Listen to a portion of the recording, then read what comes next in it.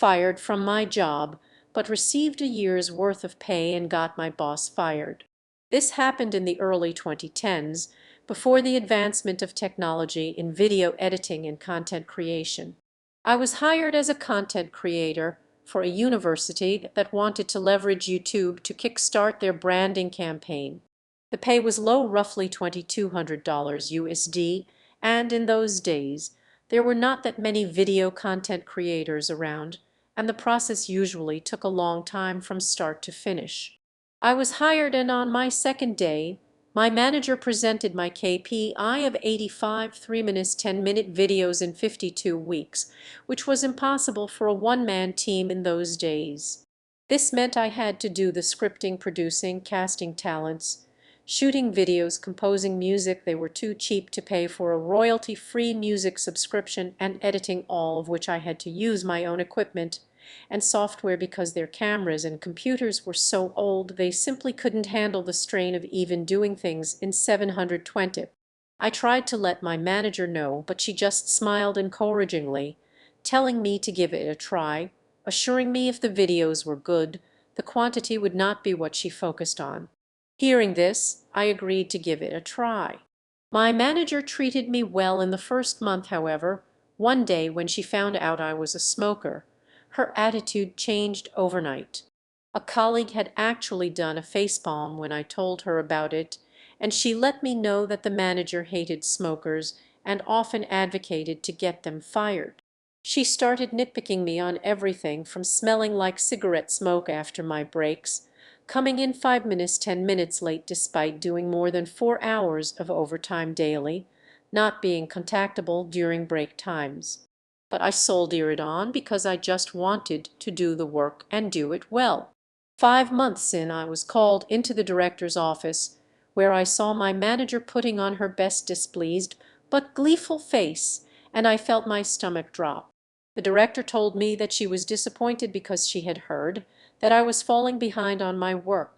I tried to explain that I had been working my butt off on these videos. I literally worked 6 days out of the week, over 60 hours just to do what needed to be done, and that being a one-man army made things impossible. I also recounted how my manager said that she was looking for quality videos over quantity. The director dismissed this and stated that the KPI was simply 85 videos in a year, and since it was almost half a year in with my numbers at less than half, she felt it prudent to cut the cord early. I asked how would they even meet the KPI if they were to fire me now. My manager had snorted. The director had given her an odd look. That was when a light bulb went off in my head. Seeing as I was the content professional in the office, one of my jobs was to keep a database of production houses to use in the event we needed to do a shoot that required more resources, and I was sure that they would be using the production houses in my database, as my manager had no contacts in the production industry. So I changed the contact numbers and messed up all the emails on all of the entries except one. The one I had a friend working as a junior director, not an assistant director, but a director assigned to smaller video projects.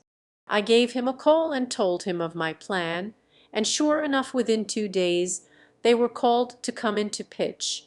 I told him that I had a plan that was a win-win for us.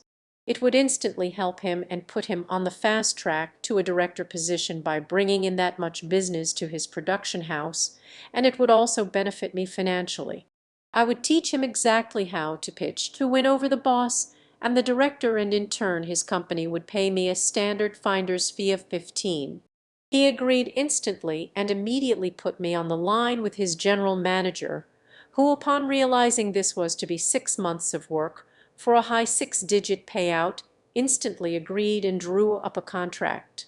As it turns out, after I gave them a metaphorical step-by-step playbook, they were the perfect fit, somehow understanding the needs and style of the university, as well as the sort of themes the university wanted to feature. The director and my former boss were amazed that my friend's production house was so familiar with their content that they signed them up on the spot. Now, even back then, using a production house back then was not cheap. Each video that they produced could cost double to triple my monthly salary, given that they had specialized people for each function: producer, director, director of photography, gaffer, sound person, video editor, assistant director, production assistants, etc. So yes, they produced 50 videos in a span of 4 months. This allowed me to put money aside for a holiday and the rest to further my studies with a respected film school overseas. I thought my plan ended here and I had gotten back at my former bosses, but to my surprise I received a call from my colleague while I was holidaying in Bali one day. This was the same colleague who had facepalmed when I told her that my manager had found out that I was a smoker. She told me that my former manager had been fired and my director given a massive blasting by the chancellor of the university. The content creation project which I was hired for was only given a budget. My former manager was so desperate to ensure that her content creation project could be completed that she had thrown caution to the wind, paying anything to get the job done so that she could show my director that she had completed the project and had approved the massive spend without getting consent from the director. So that is how I got my friend a super fast promotion to a full director in his production house, and a year of pay after getting unfairly fired from my job. As the months passed after my unexpected exit from the university, I found myself reflecting on the chain of events that had unfolded in such a way that, despite my unfair firing, I came out of it much better than I ever anticipated. The money I made through the finder's fee was just the beginning of what would be a transformative period in my life. I had always been determined to make the most of my career, but being let go from the university, though painful and frustrating, turned out to be a blessing in disguise. The sudden financial windfall allowed me to take a step back and reassess what I truly wanted from life. A holiday to Bali, which initially seemed like an indulgence, became a vital pause, a chance to clear my mind and focus on what came next. I spent my days lounging on the beach, my mind buzzing with ideas for the future. Without the pressure of a 9 to 5 job, I had time to think. I decided that the money I earned should be used wisely, investing in skills and connections that would set me up for long-term success. It was during this break that I decided to pursue further education, something I had always put off.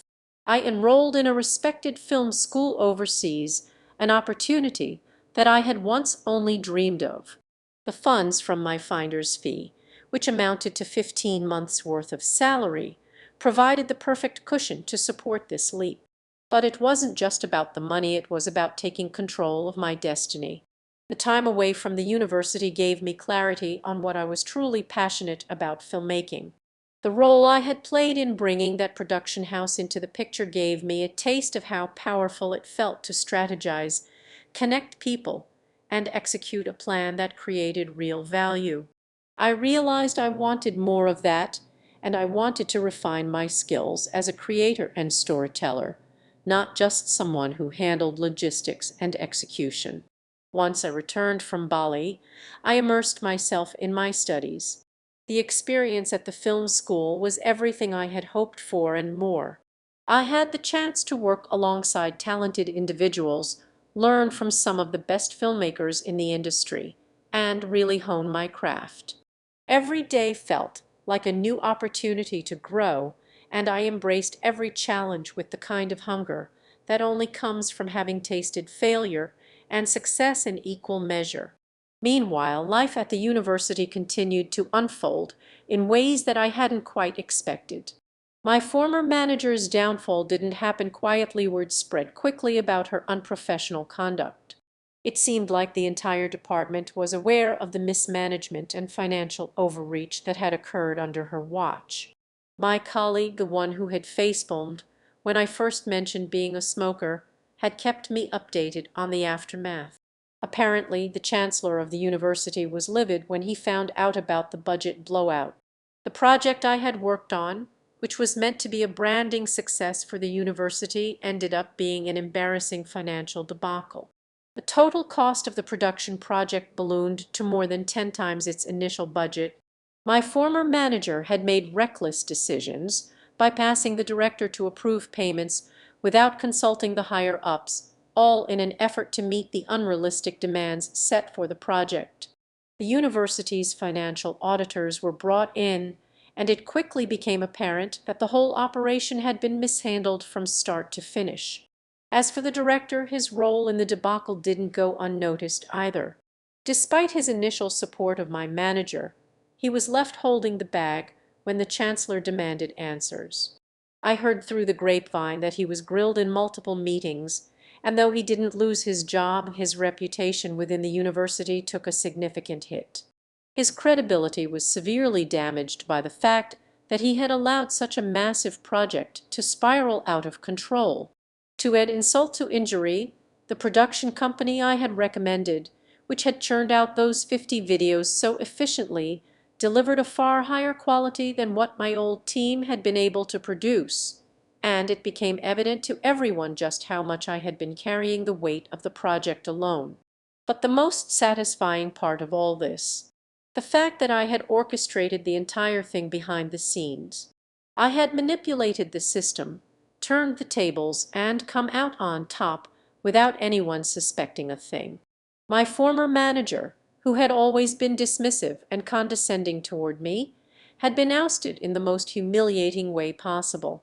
She had overstepped, driven by a desire to cover her own shortcomings, and in doing so she had dug her own grave.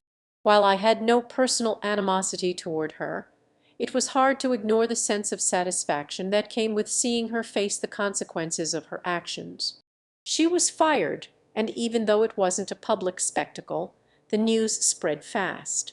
There were rumors that she had tried to justify her decisions by blaming external factors like the difficulty of the work or the inadequacies of the team, but no one was buying it.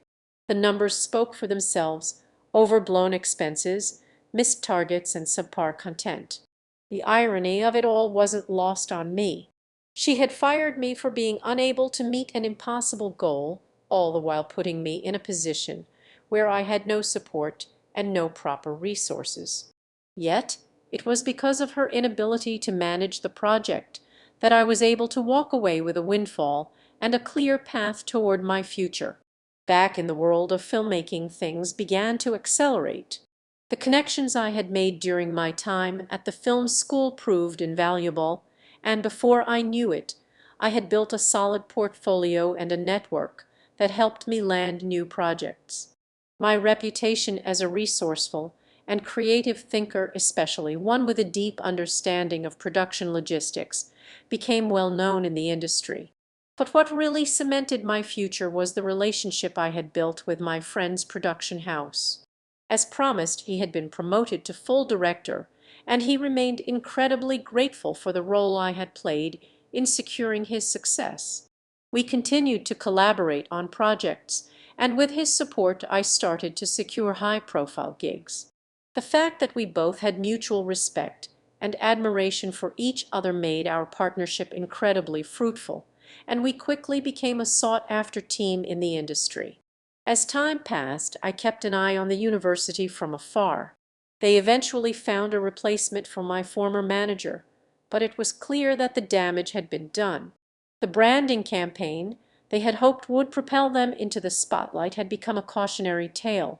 They spent the next several years trying to recover from the financial mismanagement, but the reputation they had hoped to build was never truly realized. Looking back, I could see how far I had come. The experience, while difficult at the time, had taught me invaluable lessons about resilience, creativity, and how to turn setbacks into opportunities. I had been fired, sure, but that event had catalyzed a chain reaction that led to a brighter future than I could have ever imagined. I had not only regained control of my career, but had also helped others in the process, like my friend, who became a director far sooner than he ever thought possible. In the end, I didn't just get my revenge. I got something far more important: the chance to redefine my future on my own terms.